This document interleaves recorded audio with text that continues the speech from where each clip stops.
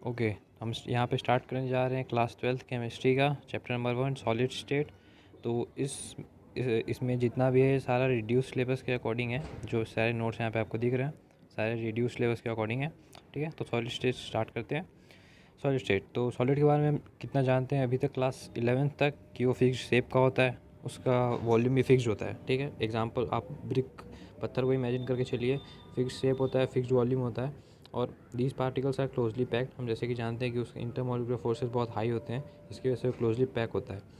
ठीक है, लेकिन हमें अभी आगे पता चलेगा कि इसके बीच में गैप्स भी होते हैं। ठीक है, तो अभी आप देख सकते हो स्क्रीन पे कि एटम्स और मॉलिक्यूल्स हैं उनके बीच में बहुत ही कम गैप होता है, मतलब इंटरमॉलिक्यूलर फोर्सेस बहुत हाई होते हैं। जैसा कि नीचे के स्टेप में दिया हुआ है, हाई फोर्स ऑफ अट्रैक्शन। ठीक है, हार्ड होते हैं, रिजिड होते हैं। ओके, अनकम्प्रेसिबल, हम किसी भी पत्थर को या फिर लोहे को कंप्रेस नहीं कर सकते ईजिली। अनकम्प्रेसिबल बेसिकली तो अनकम्प्रेसिबल ही होते हैं। ठीक है, particles can not move but they can isolate eight their position. और इसमें जो आप देख सकते हो कि इसके जो पार्टिकल्स हैं वो मूव नहीं कर सकते, लेकिन अपनी जगह पे ही वाइब्रेट कर सकते हैं ये लोग। ठीक है, जैसे कि हम किसी भी आयरन रॉड को एक लेफ़्ट कॉर्नर से हीट करते हैं तो वहाँ पे उसके पार्टिकल्स मूव नहीं करते, लेकिन अपनी जगह पे वाइब्रेट करके हीट प्रोड्यूस करते हैं, जिसकी वजह से वो हीट आगे ट्रांसफ़र होती है, वाइब्रेट करके वो ट्रांसफ़र करते हैं। और ये फ्लूइड नहीं है, बेसिकली सॉलिड की बेसिक प्रॉपर्टी की वो फ्लूइड नहीं है। अब सॉलिड को हम दो से क्लासीफाई उसको करते हैं, तो दो बेसिस पे कर सकते हैं हम लोग, basically crystalline solids and amorphous solid. तो रिड्यूस सिलेबस के अकॉर्डिंग और हमें सिर्फ क्रिस्टलाइन को मतलब बेसिकली पढ़ना है, एमॉर्फस के सिर्फ हम टाइप्स वगैरह जानेंगे। ओके, तो यहाँ पे क्रिस्टलाइन और सॉलिड और एमॉर्फस सॉलिड।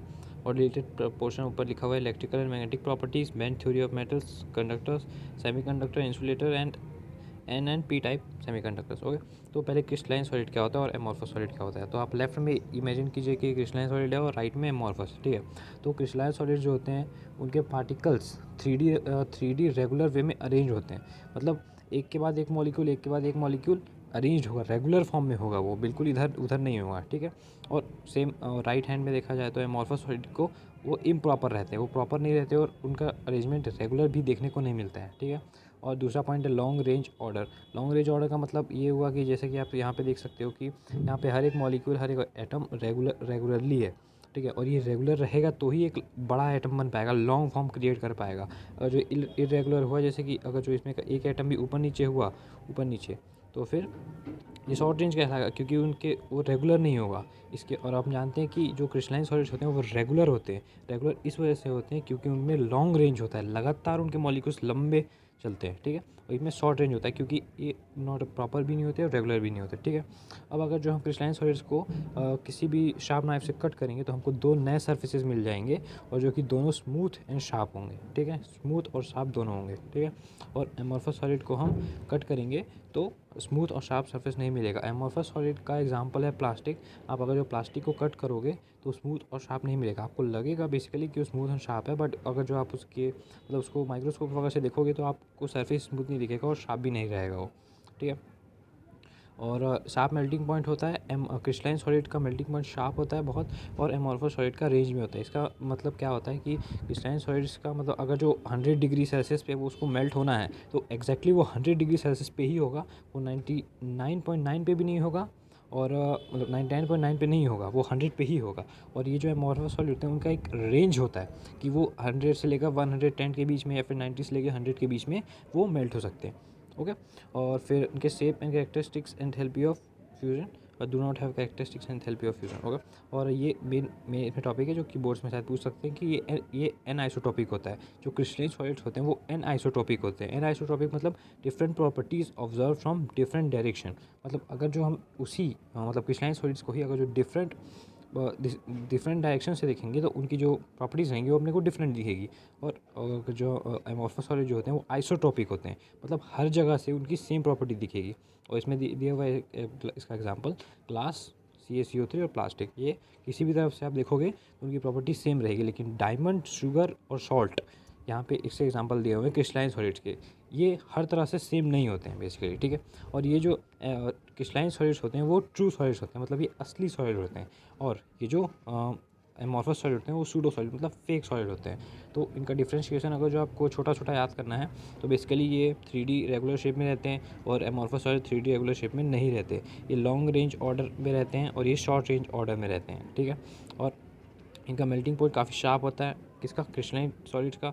और जो एमॉर्फस सॉलिड होते हैं वो रेंज में रहते हैं, range at which they melt, ठीक है। और ये एनआइसोटोपिक होते हैं और क्रिस्टलाइन एमॉर्फस सॉलिड आइसोटोपिक होते हैं, ठीक है। और क्रिस्टलाइन सॉलिड ट्रू सॉलिड्स होते हैं और amorphous solid pseudo solid. Example diamond, NaCl sugar, और एमॉर्फस सॉलिड का प्लास्टिक, ग्लास एंड कॉपर, ठीक है। आगे बढ़ते हैं और इसमें आते हैं super cool liquid pseudo solid, ठीक है। तो यहाँ पे आपको इमेज में दिख रहा होगा कि एक थिन है, ऊपर में मैंने एरो किया और नीचे में थिक किया है, ठीक है। नीचे पे क्या लिखा हुआ है, due to very slow moment of particles we call glass as super cool solid. आप सबके घर में या फिर आपके स्कूल्स में विंडो लगी होगी ग्लास शीट की, और उसमें क्या रहेगा, कांच का लगा रहता है वो। तो जो ऊपर उस कांच में जो ऊपर का सरफेस होगा, मतलब जो ऊपर में होगा वो थिन होगा, और नीचे में जो होगा वो थिक होगा। क्यों? कि ऊपर में जो एटम्स या फिर जो भी मॉलिक्यूल्स हैं उनको ग्रेविटी अपनी तरफ खींचती है। हालांकि ये काफ़ी स्लो प्रोसेस है, लेकिन ग्रेविटी उन ऊपर के सेल्स को अपनी तरफ खींचती है। उसकी वजह से थोड़े थोड़े एटम्स, थोड़े थोड़े मॉलिक्यूल्स धीरे, बहुत ही धीरे, स्लो में वाइब्रेट होते हैं। और आपको 1 से 2 साल बाद लगाने के आपको ये दिखेगा कि जो ऊपर की शीट है वो थिन है और जो नीचे की शीट है वो थिक है, ठीक है। तो काफ़ी स्लो मोमेंट की वजह से वो पार्टिकल्स, जैसे ग्लास के पार्टिकल्स को हम लोग सुपर कूल्ड लिक्विड बोलते हैं, ठीक है। अब classification on the basis of intermolecular forces. तो 4 तरह के होते हैं, ionic, covalent, molecular and metallic, ठीक है। आयोनिक सॉलिड्स की बात कर लेते हैं हम लोग।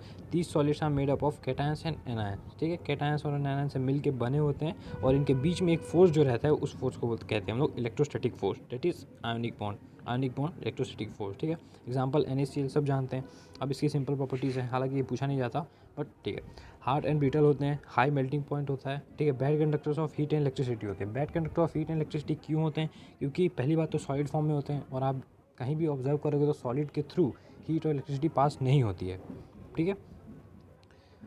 सॉलिड तक, क्योंकि इसमें मेन रीज़न ये जो आपको एग्जाम में लिखना है कि because no free ions are present, इसमें किसी तरह के भी फ्री आयंस प्रेजेंट नहीं होते हैं, ठीक है। और हम ये जानते हैं कि conductivity depends upon free ions के ऊपर ही कंडक्टिविटी डिपेंड करती है, ठीक है। जितने ज़्यादा फ्री आयंस होंगे उतनी ज़्यादा कंडक्टिविटी होगी, और आयोनिक सॉलिड्स में फ्री आयंस प्रेजेंट नहीं होते हैं, इसकी वजह से बैड कंडक्टर है। लेकिन अगर जो हम इसको एक्वस फॉर्म में या फिर मॉल्टन फॉर्म में कन्वर्ट करें, तब एक good conductor of heat electricity बन सकता है। क्यों? क्योंकि मॉल्टन फॉर्म में और एक्वस फॉर्म में हमको क्या कहते हैं, फ्री आयंस मिल जाते हैं, ठीक है। और जैसे ही हम आयोनिक सॉलिड्स का टेम्परेचर बढ़ाएंगे तो उसकी कंडक्टिविटी भी बढ़ जाएगी, बिकॉज वी ऑल नो कि इसकी वजह से वो ज़्यादा से ज़्यादा आयन ऑब्टेन करेगा टेम्परेचर इंक्रीज़ करने से। तो टेम्परेचर का एक इफेक्ट पड़ता है आयोनिक सॉलिड्स के ऊपर, ओके। उसके बाद से कोवेलेंट सॉलिड्स, ठीक है। Covalent solid non metallic type of solid होते हैं, जैसे कि हमने 10th में भी पढ़ा था। मेन कोवेलेंट बॉन्ड जो होते हैं शेयरिंग ऑफ इलेक्ट्रॉन्स की वजह से बनते हैं। इसमें मेन कार्बन, ग्रेफाइट एंड 2-3 और होते हैं, ठीक है। तो नॉन मेटलिक टाइप सॉलिड्स होते हैं जो कि कोवेलेंट बॉन्ड से बने होते हैं। कोवेलेंट बॉन्ड क्या है? Form due to sharing of electrons. Sharing of electrons की वजह से जो बॉन्ड्स बनते हैं उनको कोवेलेंट बॉन्ड्स कहते हैं। Covalent bonds are directional in nature. Hardest solid, और हम जानते हैं कि hardest substance on the earth is diamond which is a covalent solid, okay. Hardest solid and brittle, बहुत ही ज़्यादा हाई मेल्टिंग पॉइंट और बॉइलिंग पॉइंट होता है। और इसमें खास बात बॉइलिंग पॉइंट की इसकी ये है कि वो अपने बॉइलिंग पॉइंट, अगर जो आप उस लेवल पे उतना हीट दोगे उसको कि वो बॉयल होना स्टार्ट हो, उससे पहले ही वो डिकम्पोज हो जाएगा।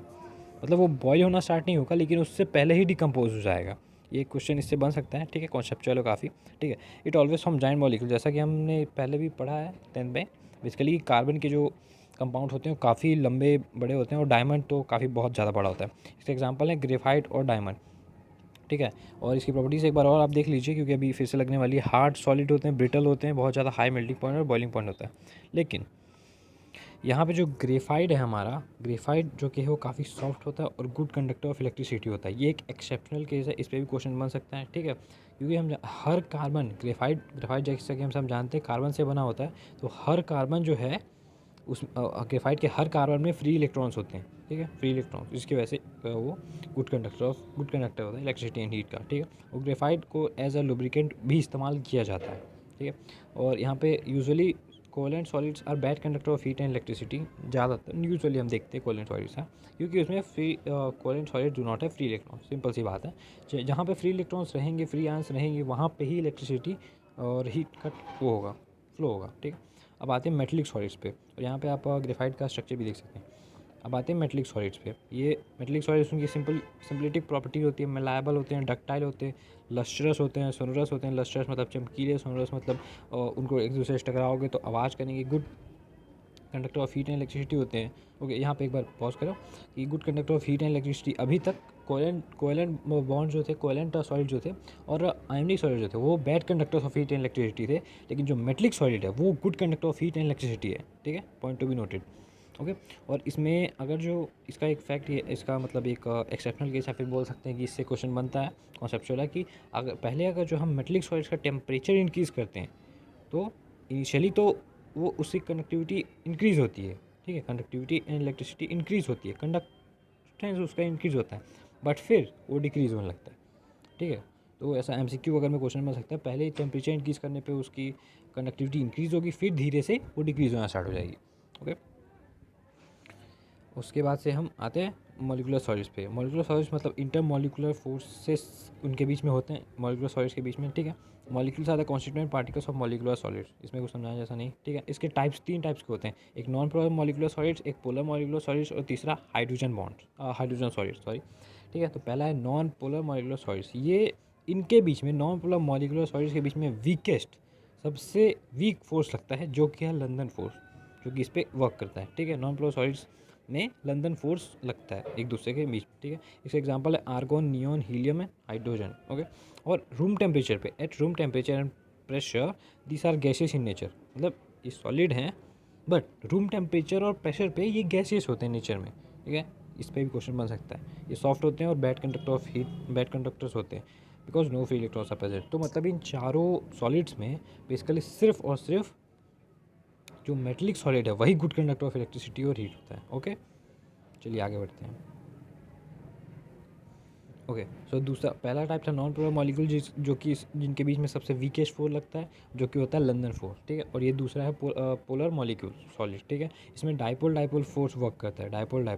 ओके, और इसकी प्रॉपर्टीज हम देख लेते हैं। डाइपोल पहले तो आप एग्जांपल भी देख सकते हो। हाइड्रोजन क्लोरीन के साथ है, इस पर पार्शियल पॉजिटिव चार्ज है, इस पर पार्शियल नेगेटिव चार्ज है, और एक Cl दूसरे हाइड्रोजन के साथ टच में है। ठीक है, ओके, और इसकी प्रॉपर्टीज़ ऐसी है कि ये नॉन पोलर से तो बेसिकली स्ट्रॉन्गर है, क्योंकि जो लंदन फोर्स है वो डाइपोल फोर्स से वो डाइपोल फोर्स से काफ़ी ज़्यादा स्ट्रॉन्ग है। तो बेसिकली ये स्ट्रॉन्गर देन नॉन पोलर तो होगा ही। ये सॉफ्ट है, ये बैड कंडक्टर ऑफ इलेक्ट्रिसिटी है, और रूम टेम्परेचर एंड प्रेशर पे गैसेस फॉर्म में रहता है। और तीसरा है जो काफ़ी इंपॉर्टेंट है, hydrogen bonded molecular solids. Hydrogen जो बॉन्डिंग बनाता है वो तीसरा टाइप है इसका, इंटरमॉलिक्यूलर सॉलिड्स का।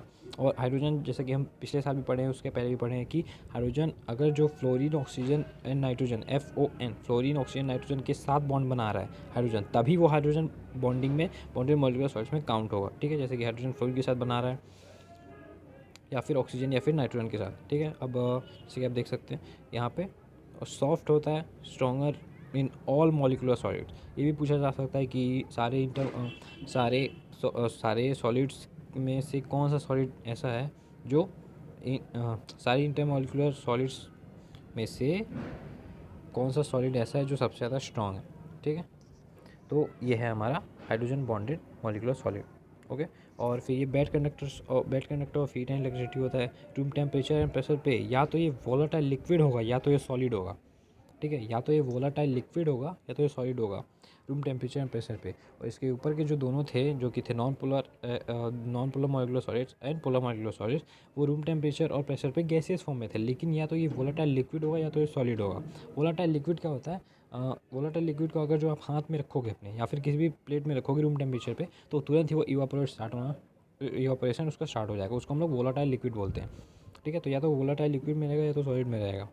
तो अब अगर जो हाइड्रोजन ऑक्सीजन के साथ बॉन्ड बना रहे हैं तो बेसिकली वो वाटर बनाएगा, और हम ये जानते हैं कि water is a good conductor of electricity. But यहाँ पे हमने मेंशन किया कि बैड कंडक्टर है।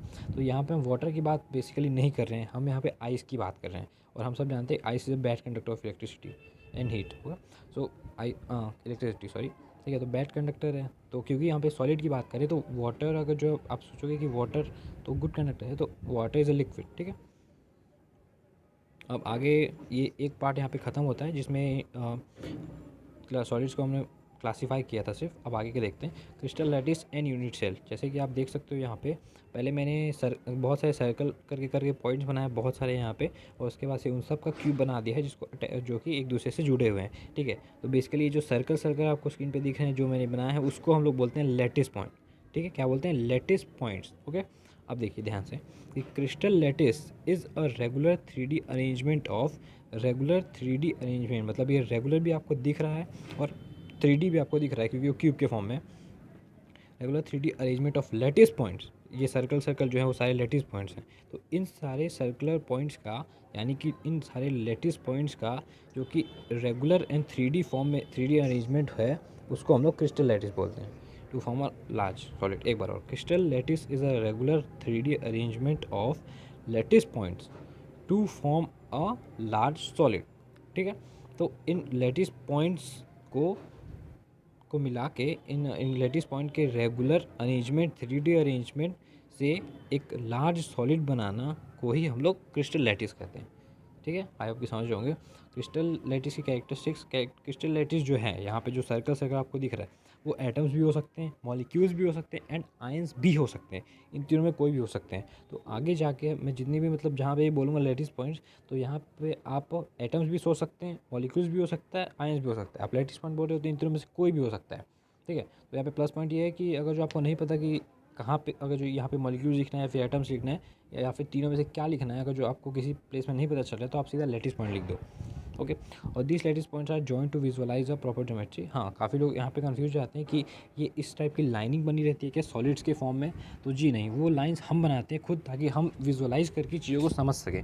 ऐसा कि मतलब हालांकि जैसा आपको दिख रहा होगा कि ये जो लैटिस पॉइंट्स हैं उनके बीच में बहुत ज़्यादा गैप है, हालांकि इनमें बहुत कम गैप होता है, ठीक है। अब आप देखिए यूनिट सेल, तो smallest 3 dimensional repeating unit of crystal lattice is a unit cell, ठीक है। अब पहले तो यहाँ पे पहले हमने यहाँ पे लैटिस पॉइंट्स बनाया, ठीक है, उनको जोड़ा, तो उसके बाद उनको जोड़ा और ऐसे बहुत सारे लैटिस पॉइंट्स को जोड़ के हमने एक रेगुलर 3D स्ट्रक्चर बनाया, उसको हमने क्या बोला? Crystal lattice. तो उसी क्रिस्टल लैटिस का जो सबसे पहले हमने लैटिस पॉइंट्स जोड़ के बनाया था, मान चलिए आप इन आगे के 3 क्यूब्स को भूल जाइए, आपके पास सिर्फ एक ही है, तो उन सबसे छोटा यही होगा, स्मॉलेस्ट होगा ये। क्यों स्मॉलेस्ट? इन द सेंस कि वो सबसे साइज़ में छोटा नहीं, मतलब वो सबसे पहला, मतलब वो अकेला है, मतलब वो छोटा है, ठीक। तो smallest 3 dimensional repeating unit of crystal lattice, तो ये इस टाइप का होता है यूनिट सेल। आई थिंक आप समझ गए होंगे। और यहाँ पे आप देख सकते हैं थोड़ा सा जूम करके कि ये जो इनमें 3 लेंथ होंगे आपके पास, लेंथ, ब्रेथ एंड हाइट, ठीक है। तो हमने यहाँ पे ऊपर जो जा रहा है उसको ए दिया है, जो लेफ्ट में जा रहा है उसको बी दिया है, जो राइट में जा रहा है उसको सी दिया है। तो इन तीनों के बीच में एंगल्स फॉर्म होते हैं जो कि आप यहाँ पे देख सकते हैं। ए और बीच के में जो एंगल फॉर्म है वो गामा है, बी और सी के बीच में जो है वो अल्फ़ा है, और ए और सी के बीच में वो बीटा है, ठीक है। ये डिपेंड करता है कि आप मतलब कौन सा एंगल इन्वॉल्व रखना चाहते हैं। अभी आपको समझ में आ जाएगा, थोड़ा सा वेरी करता है ये, ठीक है। अब कैरेक्टरिस्टिक्स की बात कर ले यूनिट सेल की, तो उसमें 3 एजेस होते हैं। 3 एजेस मतलब 3 साइड्स होते हैं जो डिफरेंट होते हैं, ठीक है।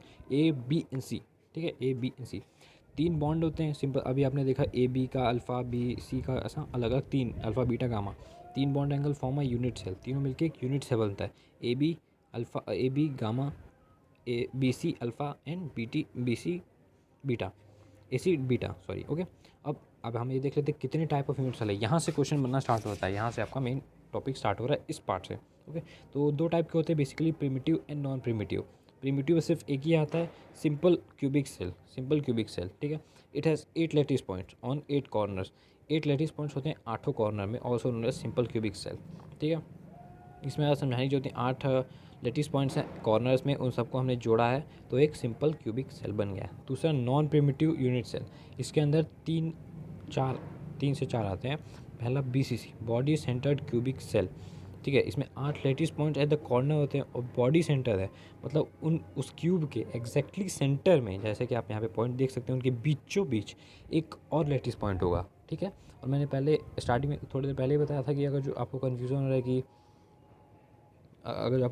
है कि मैं मॉलिक्यूल्स एटम आयन बोले, कुछ नहीं, लैटिस पॉइंट, ठीक है। तो यहाँ पे 8 कॉर्नर्स पे 8 लैटिस पॉइंट है, प्लस एक उनके सेंटर में है लैटिस पॉइंट, ठीक है। तो ये बॉडी सेंटर्ड हुआ, ठीक है। दूसरा FCC, face centred cubic cell, 8 lattice point corner पे होंगे और फेस सेंटर है, मतलब इसके 6 फेस हैं। क्यूब के 6 फेस होते हैं, आपको पता होगा 6 फेस होते हैं क्यूब के, ऊपर नीचे लेफ्ट राइट आगे पीछे, ठीक है, 6 फेस और उन 6 पे एक एक लेटिस पॉइंट है, ठीक है। अब face end centred cubic cell, E है ना, सॉरी ECC है वो, end centre cubic cell. End centre cubic cell क्या होता है, मतलब नॉर्मल एक क्यूब है जिसके 8 लेटिस पॉइंट्स हैं, ठीक है, और 2 लेटिस पॉइंट होंगे किसी भी अपोजिट फेस पे। ज़रूरी नहीं है कि ऊपर नीचे ही हो, जैसा कि डायग्राम में है ऊपर नीचे, लेकिन ज़रूरी नहीं है कि ऊपर नीचे ही हो, वो लेफ्ट राइट में भी हो सकता है, आगे पीछे भी हो सकता है, ठीक है। तो 8 कॉर्नर्स पे लेटिस पॉइंट होंगे प्लस 2 किसी भी अपोजिट फेसेस पे होंगे, उसको हम लोग एंड सेंटर्ड क्यूबिक सेल बोलेंगे। और एज सेंटर्ड क्यूबिक सेल क्या होता है, 8, ये 8 जो लेटिस पॉइंट है कॉर्नर पे वो सब पे ही रहेंगे, ठीक है। और एज अपन सब समझते हैं कि एक लेटिस पॉइंट से जब दूसरा लेटिस पॉइंट जुड़ता है जिस लाइन से, उसी को हम लोग एज बोलते हैं। तो एक क्यूब यहाँ पे जो है इसमें 12 एजेस होते हैं, ठीक है। तो हर एज पे एक लेटिस पॉइंट, मतलब 12 लेटिस पॉइंट, ठीक है। तो 8 तो पहले से ही है प्लस 12 एट एजेस, ओके, ठीक है। तो एक बार आप थोड़ा सा रिकॉल कर लीजिए, लेटिस पॉइंट्स जैसे कि वो सर्कल फॉर्म में रहते हैं, या तो एटम्स हो सकते हैं, या तो मॉलिक्यूल्स हो सकते हैं, या तो आयंस हो सकते हैं, वो यूनिट सेल में वो मिलके उनको कनेक्ट करने से एक यूनिट सेल बनता है। और बहुत सारे यूनिट सेल को रेगुलर 3D अरेंजमेंट करके हम क्रिस्टल लैटिस बनाते हैं, और वो क्रिस्टल लैटिस एक एक्चुअल रियल रेगुलर सॉलिड बनाता है, ठीक है। अब ये जो यहाँ पे डायग्राम, मतलब यहाँ पे जो टेबल है वो आपकी बुक में भी है, इसको या तो आप याद कर लीजिए, या आपको बेसिकली याद ही करना पड़ेगा क्रिस्टल सिस्टम कौन सा है, फिर उसके पॉसिबल वेरिएशंस, मतलब क्यूबिक जो है SCC BCC FCC तीनों बना सकता है, उस उनकी एज लेंथ इतनी कितनी इक्वल है, और एंगल्स और एग्जाम्पल्स को आपको याद करना पड़ेगा, ठीक है। और ब्राविस लैटिस, जो हम लैटिस जैसे कर रहे हैं, ब्राविस लैटिस ये किसी साइंटिस्ट का सरनेम है बेसिकली, और इसने बताया था कि there are total 14 types of lattices, मतलब यहाँ पे आप काउंट कर सकते हैं, फिर total 14 type of lattices exist करती हैं, ठीक है। अब हमको ये जानना है कि number of atoms in a unit cell, एक यूनिट सेल, जैसे कि यूनिट सेल क्या है, SCC FCC BCC, ये सब, इसमें कितने नंबर ऑफ एटम्स हैं, ठीक है, एक यूनिट सेल में। तो LP lattice point is at corner 1/8 constitution. तो ये आप आई थिंक समझ में आता होगा आपको कि हर एक क्यूबिक सेल में एक कॉर्नर में जो लेटिस पॉइंट है वो 8, उसका 1/8 कॉन्ट्रीब्यूशन है, ठीक है। तो lattice point is at face is 1/2 contribution, जो फेस पे है उसका 1/2 कॉन्ट्रीब्यूशन है। जो lattice point is at body, उसका 1 है, जो मेन बॉडी में है उसका कॉन्ट्रीब्यूशन 1 है। अगर जो आपको ये नहीं पता तो आप इसके लिए कोई लेक्चर या फिर किसी से देख सकते हैं, क्योंकि इसको इस वे में समझाना is impossible, okay. So I think आपको पता होगा, मैं ये मान के चलता हूँ कि आपको पता होगा। आगे बढ़ते हैं, ठीक है। सिंपल क्यूबिक सेल SCC, उसमें क्या 8 लेटिस पॉइंट है, ठीक है, और हर एक लेटिस पॉइंट का कॉन्ट्रीब्यूशन कितना है 1/8, तो 8 LP into 1/8 is equals to 1 atom, ठीक है, 1 एटम, ठीक है। दूसरा है FCC, face centre cubic cell, ठीक है। तो यहाँ पे 8 लेटिस पॉइंट है, ठीक है, तो 1/8 उनका कॉन्ट्रीब्यूशन है, प्लस 6 फेसेस हैं, और हर फेस पे जो एक लेटिस पॉइंट है उसका कॉन्ट्रीब्यूशन 1/2 है, क्योंकि अब जो भी फेस पे होगा, मतलब फेस के सेंटर में होगा, वो सिर्फ 2 यूनिट सेल के ही कांटेक्ट में है, मतलब उसका हिस्सा सिर्फ 2 ही लोग उसको डिस्ट्रीब्यूट करके खा सकते हैं, बांट सकते हैं, तो इसलिए वो उसका कॉन्ट्रीब्यूशन 1/2 है। और फेस सेंटर में वो 6 ऐसे फेजेस हैं, तो 8 into 1/8 and 6 into 1/2 is equals to 4, ठीक है। अब बढ़ते हैं आगे, ठीक है। अब BCC, बॉडी सेंटर्ड में, मतलब 8 अलग कॉर्नर्स पे लेटिस पॉइंट तो होंगे ही, प्लस वन बॉडी में होंगे, तो 2 एटम्स, ठीक है। ECC एजेस पे, जैसे कि मैंने बताया 12 एजेस हैं, तो 12 लेटिस पॉइंट होंगे, और एक एज की लाइन जो होगी वो, अगर जो आप थोड़ा सा सोच के देखेंगे, तो एक एज की लाइन 4 अलग यूनिट सेल से के कांटेक्ट में होगी, तो उसका 1/4 कंट्रीब्यूशन होगा। लाइक आप हम लोग एक रूबिक्स क्यूब देखते हैं, तो रूबिक्स क्यूब को आप लीजिए, और उसका जो ऊपर की एक एज की लाइन है उसके बाजू में भी एक रूबिक्स क्यूब रख सकते हो, उस बाजू वाले के ऊपर भी रख सकते हो, और उस मेन वाले के ऊपर भी रख सकते हो, मतलब एक लाइन जो है वो 4 लाइन के कॉन्टेक्ट में होगी, ठीक है, एक एज लाइन, तो उसका अपन उसमें 3 एटम्स होंगे, ठीक है। एंड सेंटर क्यूबिक सेल, मैंने आपको बताया कि अपोजिट फेसेस पे किसी भी 2 अपोजिट फेसेस पे एक एक एटम होगा, तो 8 इंटू 1/8 कॉर्नर्स पे तो है ही है सबके, प्लस 1/2 इंटू 2 एटम्स, ठीक है। अब आते हैं पैकिंग एफिशिएंसी इन सॉलिड्स पे, ठीक है। तो packing in 1D, packing in 2D and packing in 3D।